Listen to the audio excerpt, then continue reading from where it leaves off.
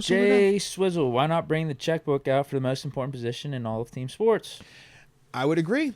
And that's kind of where, you've heard me a little bit more now saying the whole cost efficient option versus spending more on something that is just more proven.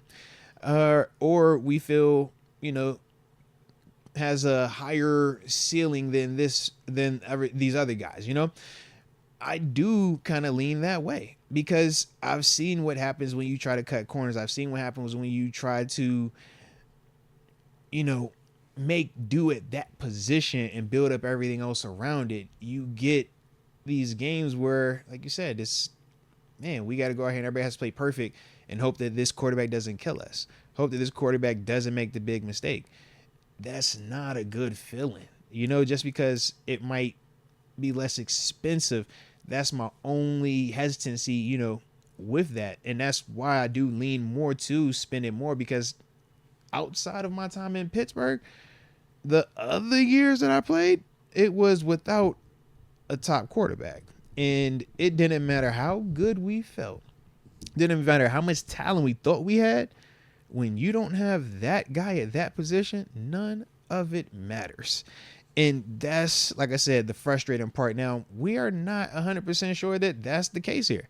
Kenny Pickett could very well develop into that guy. Could very well do that. Mason Rudolph could very well develop into that guy. But I do think that we all, and the organization included, we're all going through that phase of, what do you want to, you placing a bet on something. Which one of them do you want to bet it on? Do you want to, bet it on Kenny? Do you want to bet it on Mason? Do you want to bet it on the combination of Mason and Kenny? Do you want to bet it on Fields? Do you want to bet it on Cousins? Do you want to bet it on somebody in the draft? Either way, we all about to take a chance on one of these dudes, man. And we just hoping that whoever the team picks is the right guy. Hopefully it's one of our guys, right, that we've been hauling about. So that's kind of how I look at it, man. But yeah, I'm all for it, Jay Swizzle. I'm all for cutting the check, man. I would be too if we were getting like Justin Herbert. Like, honestly, to me, that's how I view like the Fields, the Cousins, the Wilson, like some of these like outside potential moves. I view them as kind of the workaround way that I don't feel like giving up assets for, because I'll take my chances with what we got in house. Like that's just how I feel, because I think we can get similar, exact same, or potentially even better play out of Mason Rudolph or Kenny Pickett versus some of these other options. And again, it is the I guess more cost efficient way, but I'm not even like looking at that. I want to see if we got a guy, and that's why I think this is such a big year for Kenny or for Mason. And then you see how this year plays out, and then you got to figure things out for 2025. Then like go all in. Try to get a trade up in the draft, get a bona fide star in there. Yeah. You're just resetting the clock essentially to get the franchise. So basically, what you just said is you're on the same page as everybody else. We're just a year off. A lot of people are already there just this year. You're saying you'll be like that next year. That's all that is. Literally, that's all it is, bro. And there's nothing wrong with it. But if you think about it, that's what you just said, right? If you see enough this year that confirms to you that, man, all right, this dude or both of these dudes aren't it, you said you're going all in for whoever you got to go get. I just don't think all in is getting Fields or like Kirk Cousins or anything. But to an extent, that is all in, bro. Here's the problem: like what guys are available that you feel great about going all in for? Right? Yeah, they're probably not available, like a Herbert or Burrow, et cetera, et cetera. It doesn't come around too often. Well, but those guys are the proven commodities. So for them, they cost a multitude and I would do of that. picks and stuff. And I would do that. I would write the checkbook for them. But for some of these other guys, that's kind of crazy that you would go to that extent to try to get one of them. If I got Herbert or Burrow, but think about you're gonna destroy your cap and draft picks trying to get one of them dudes. But you got a chance to get, like you said, whether you moving up in the draft or if you was trying to find a younger, like I said, guy like that. It's like, man, it could just be how you view Fields. That could be it. And if you don't view Fields like you think he's a good quarterback, that could definitely be it.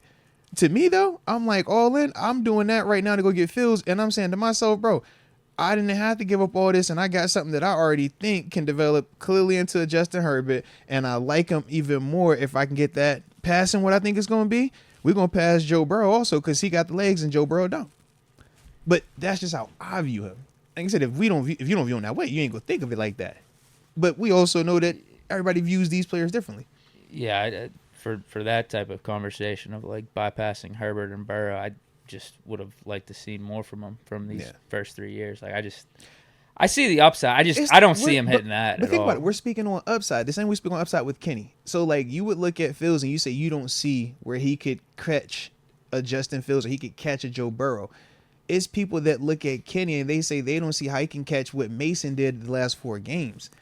And you think even with Mason the last 4 games, it was still more exclusively arm. It wasn't what we're talking about in terms of what we view some of these freaky dudes where it's like you got arm and legs. Fields, intangibly wise, has the arm and legs part. And he's already proven the legs part. That's the whole part of, why he's the lightning rod. I'm not banking my future on Fields' legs. It's a part of the equation. Mm-hmm. Like, you got to get the passing down. Like, you really do to be successful for a decade plus and to be a franchise guy in the league. Can Lamar? We've seen Lamar. We saw Lamar. We were Lamar talking Jackson about Lamar. and Josh Allen, and what did both of their teams do? What did both of those players mean to them? And to me, I look at Fields and I'm like, so you got all the intangibles that if I'm gonna talk Josh Allen or Lamar, you gonna have all these intangibles that Kenny or Mason are not gonna be able to have that match up with those two type of dudes. But I love Josh Allen too, so that's another reason why I'm like, yeah, bro, you got some of that stuff. Oh, yeah, absolutely. Yeah. It's the upside we're talking about. I mean, you got to get that passing down first. Right. Like, you really do. But with Kenny, he still has to get the passing down first, but also the question is, can he ascend to that? Because that's part of the debate with him. If you can't do it athletically, then it has to be exclusively arm. And up until this point, he hasn't shown exclusively arm that he can. So that's part of why I'm even, as adamant to an extent as I am about just alternative options to come in here and see, okay, maybe we need something different to push this. Maybe we need something different in this building, man, to at least give us another vibe, because Mason and Kenny are still very similar athletically. None of them are that true unicorn that we're talking about. But that's going to cost a lot. That costs a lot. And it's still a very big question mark, man.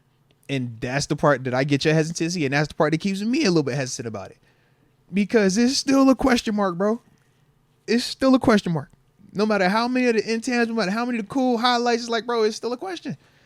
Yeah. That's a second round and a $25 million question, though. Yeah. Yep. Yeah, you got to get the passing down.